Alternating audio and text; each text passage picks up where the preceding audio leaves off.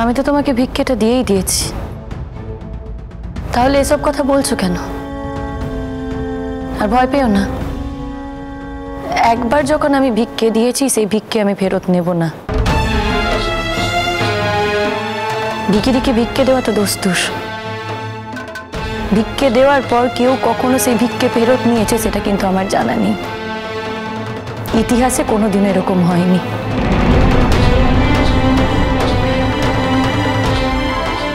ছোট মামু, তুমি আমার ছোট মামু হয়েই থেকো। বাবা হওয়ার দরকারই নেই। আমার বাবা মায়ের পরিচয় চাই না।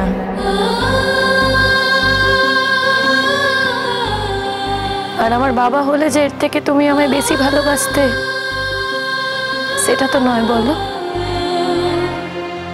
তুমি তো আমায় এমনিই ভালোবেসেছো। তবে হ্যাঁ, আর জন্মের পর যেই মা আমাকে জায়গা দিতে পারেনি, আজ সেই জায়গার আমার কোনো প্রয়োজন নেই।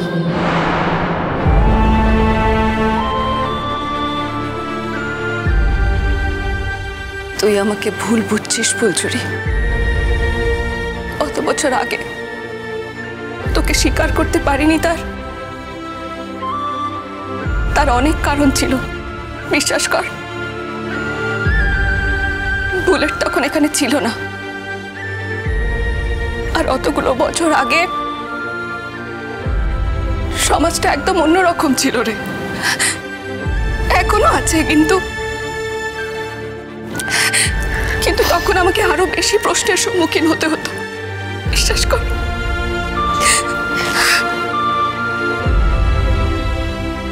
তাই আমাকে জন্মের পর ঝেড়ে ফেলে দিয়েছিলে। যখন ঝেড়েই ফেলে দিয়েছিলে, তখন আজ গ্রহণ করতে এসেছো কেন? কেন আজ গ্রহণ করতে চাইছো আমাকে? আমি তো এসব কিছু চাই না। তোমরা আমার বাবা মা, আমি পরিচয়টুকু জেনেছি, এই অনেক। ফুলঝুরি, এত দিন পর তুই তোর বাবা মাকে খুঁজে পেয়েছিস। তোর মাকে তুই খুঁজে পেয়েছিস ফুলঝুরি, এত বছর পর। তোর আনন্দ হচ্ছে না? আনন্দ হচ্ছে না ফুলঝুরি?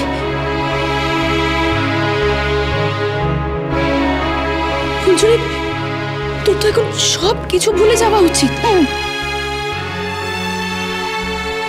বৌমা, আমার মনে হয় যে এখন এই সব কথা না বলে সবার আগে ফুলঝুরিকে বিয়ের আসরে বসানো উচিত।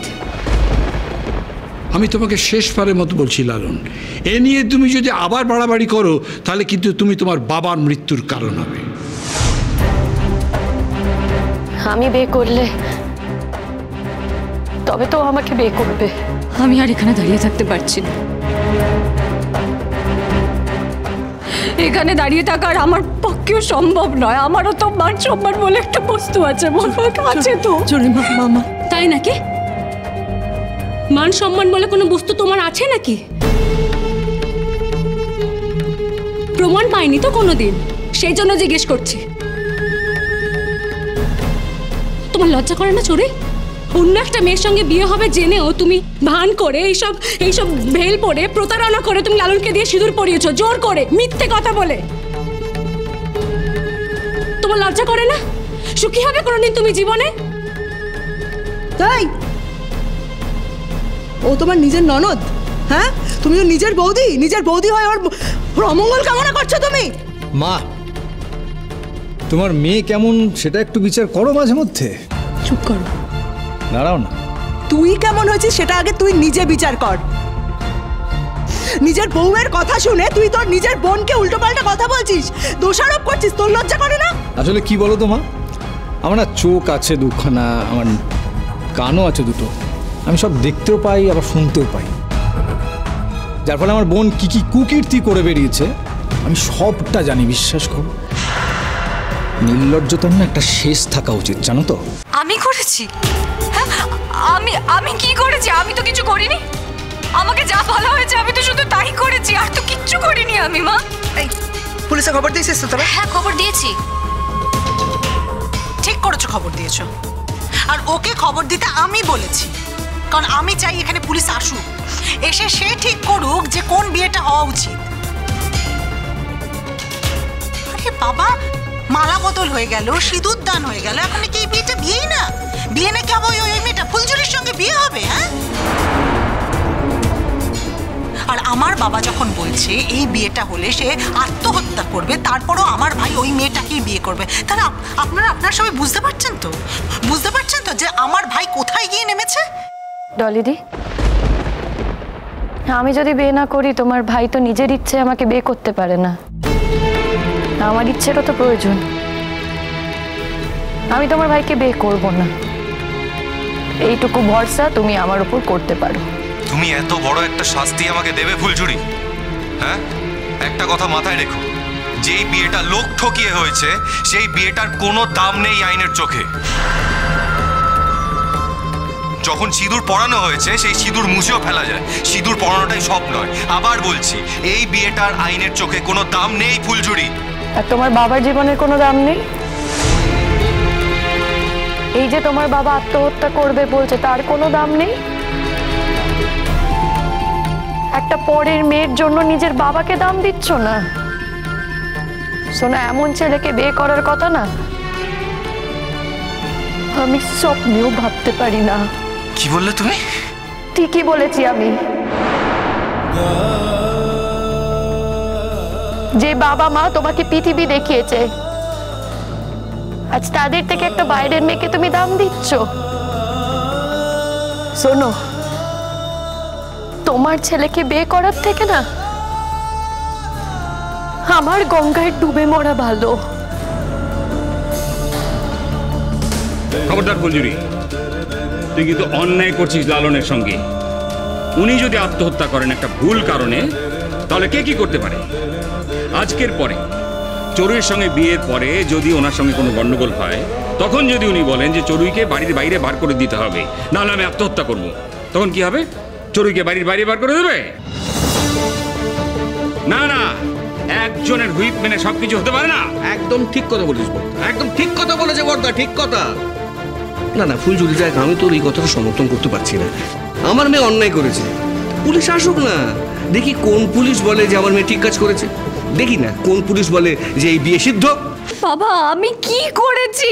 আমি তো বলছি আমি নিজের থেকে কিছু করিনি। হয়তো লালনের বাবা আমাকে রিকোয়েস্ট করেছিল, আমি তাই জন্য করতে বাধ্য হয়েছি। আমার কি দোষ? দাঁড়া দাঁড়া দাঁড়া, লালনের বাবা মানে লালনের বাবা কি তোর বাপের থেকেও বড় নাকি? হ্যাঁ, এই যে শুনুন, আমি কিন্তু বিয়েতে যখন মত দিয়েছিলাম তখন ওই মেয়েটির সঙ্গে বিয়েতে মত দিয়েছি। আপনারা আমার কাছে মত চেয়েছিলেন, আমি মতটা দিয়েছিলাম এবং দিয়েছিলাম ওই মেয়েটির কথা ভেবে। আমরা তো এই মেয়ের কথা বলিনি। আপনি যদি মনে মনে ধরে নেন তাহলে তো আমাদের কিছু করার থাকে না। কলকাঠিটা তো আপনি এনেছেন। এই যে শুনুন প্লিজ, আপনি একটু গলা নামিয়ে কথা বলুন। আপনি কি চাইছেন যে আমার ছেলেকে একই আসলে আমি দ্বিতীয়বার বিয়ে দেবো? না, তা হয় না। হবে হবে, গলা নামিয়ে আপনি কথা বলবেন। হ্যাঁ, আপনি ভুল করছেন, আপনি অন্যায় করছেন, নরকে আপনার জায়গা হবে না, বুঝলেন? এই যে পুজো পাঠ করছেন, আহা কি পুজোর চিনি, এই কি পুজো পাঠের নমুনা? ভগবানকে আপনি অপমান করছেন। আপনি কি বলেন, আমরা কি জানি না? ভগবানকে অপমান, নরকে আপনার ঠাই হবে না, দেখবেন, আপনি দেখবেন।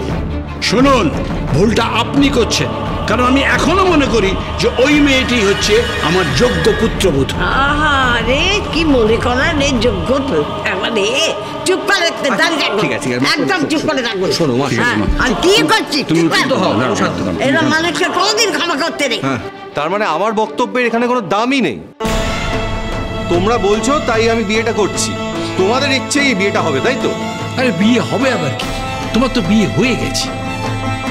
শুনুন, আমি একটা কথা বলি, শোনো, বলছি আইন কানুন আমিও কিছুটা জানি। এই যে প্রতারণা করে বিয়েটা এখানে হলো আজ, এটার কোনো দাম নেই, কিন্তু কোনো অস্তিত্বই নেই।